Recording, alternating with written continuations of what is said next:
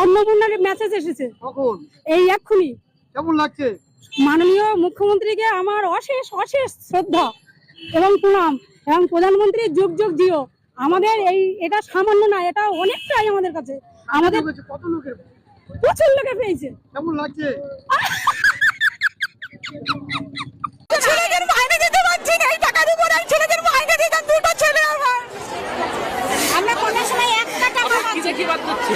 আমাকে দিতে তিনটে ঘর, শ্বশুরের আমলের ঘর না, আমি কি দিতে পারবো? তিনটে ঘর। সরকারি বাড়ি না, শ্বশুরের আমলের ঘর। ঘরের জন্য টাকা দেন। তারপরে এরা এখন কি বলছে?